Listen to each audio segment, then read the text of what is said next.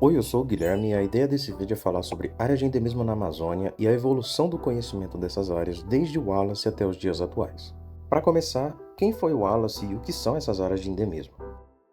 Alfred Russel Wallace foi um naturalista, geógrafo, antropólogo, biólogo britânico, muito influente no conhecimento do mundo natural que temos hoje. Isso porque ele foi uma das primeiras pessoas a pensar em como as espécies se distribuíam no planeta e o que poderia explicar essas distribuições, sendo considerado o pai da biogeografia. Outro fato é que, apesar da teoria da seleção natural ser normalmente atribuída só a Charles Darwin, Wallace também foi muito importante para o seu desenvolvimento e chegou nas mesmas conclusões que Darwin, tanto que as ideias foram apresentadas em conjunto para a Linnean Society of London, e a teoria da seleção natural é atribuída aos dois, é a teoria de Darwin e Wallace. Todo esse mal entendido até os dias de hoje é porque Wallace nunca teve tanto prestígio social quanto Darwin, e reconheceu que provavelmente as ideias não seriam tão bem aceitas se fossem apresentadas por ele sozinho.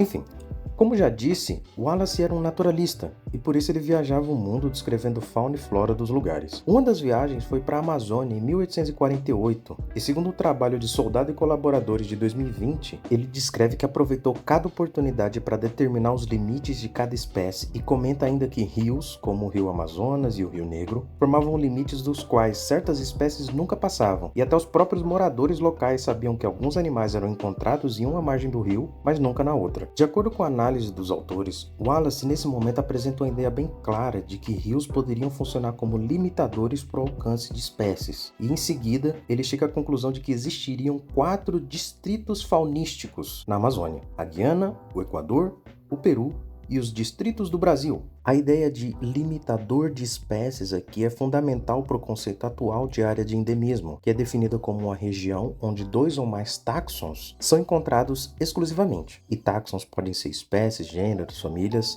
Wallace apresenta casos semelhantes para espécies de macacos, insetos, aves, que têm sua distribuição restrita por causa de grandes rios. Mas apesar disso, ele também apresenta outros fatores que limitam a distribuição dos animais, como por exemplo o galo da serra, que é uma ave que tem seu alcance definido pela formação geológica, porque a área na qual essa ave habita é a área que tem formação de granito, onde tem muitos picos e rochas, que é onde essa ave faz seus ninhos. Então Wallace consegue refinar um pouco a ideia e colocar que essas barreiras limitadoras não necessariamente impedem o deslocamento do animal, como um grande rio ou uma montanha, mas também pode ser algo que se relacione com o hábito de vida dele. E mesmo propondo os 4 distritos, Wallace teve dificuldade de consolidar as ideias porque na viagem de volta para o Reino Unido, o navio que ele estava pegou fogo e ele acabou perdendo todo o material coletado. E esse é um incidente frequentemente lembrado por Wallace como uma grande limitação para suas análises e dificultou a elaboração de teorias mais robustas. A partir daí, estudos futuros corroboraram e puseram à prova essa ideia. O primeiro exemplo é um estudo de 2005 de Silva e colaboradores, que destaca a Amazônia como um mosaico de áreas de endemismo separadas por grandes rios e não como uma coisa única.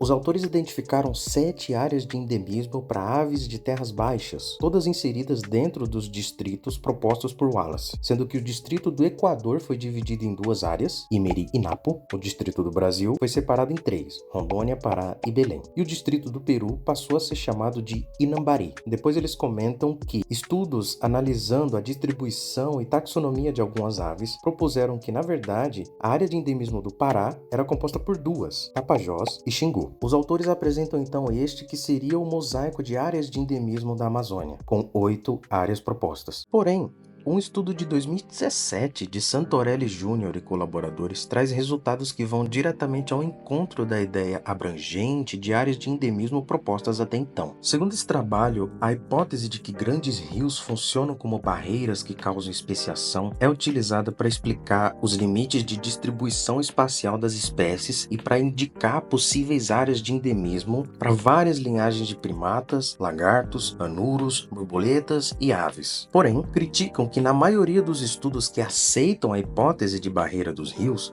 as conclusões foram baseadas em estudos com poucas espécies e assumem que em uma das margens a espécie não ocorre, sendo que é possível que ela ocorra e só não tenha sido detectada. Além disso, os rios variam em tamanho ao longo do seu curso, e isso é um fator importante para dizer quando um grande rio funciona ou não como barreira. A partir daí, eles testam a hipótese de que o Rio Madeira é a fronteira que separa duas áreas de endemismo, Inambari e Rondônia, e que isso explica grande parte da diversidade encontrada na região. Porém, os resultados encontrados foram de que a hipótese é inadequada para a maioria das espécies. Das 1952 espécies consideradas, só 0,1% tem sua distribuição limitada pelo rio. Além disso, para 713 espécies, o rio não funciona como uma barreira de vicariância nem causa especiação. O estudo encontrou evidência de que o rio funciona sim como barreira de vicariância só para 4 espécies, sendo 2 primatas e 2 aves. Os autores ponderam que é inquestionável que grandes rios são limites de distribuição de algumas espécies, mas que o grande número de exceções a essa hipótese de barreira de rios indica que considerar o Rio Madeira como fronteira entre áreas de endemismo pode ser uma decisão inadequada e que outras hipóteses poderiam ser mais abrangentes. E, como alternativa, os autores propõem que rios podem funcionar como limites de espécies sem necessariamente serem barreiras que causam especiação por vicariância. Pode ocorrer especiação simpátrica via seleção sexual, diferenças ambientais ou de interações ecológicas, combinadas com limitação de dispersão e competição. Tudo isso são fatores que podem ser melhor avaliados quanto à sua importância para gerar e manter biodiversidade da Amazônia, ao invés de focar em um só papel que o rio pode ter. Por fim, destacam que testar os papéis dos grandes rios na promoção da diversidade biológica de mais formas é importante para avaliar quais as fronteiras entre áreas de endemismo de forma mais efetiva e que englobe mais espécies. Bom, depois de tudo isso, vale lembrar a famosa frase de Theodosius Dobzhansky: nada na biologia faz sentido, exceto à luz da palavra depende. É isso. Obrigado.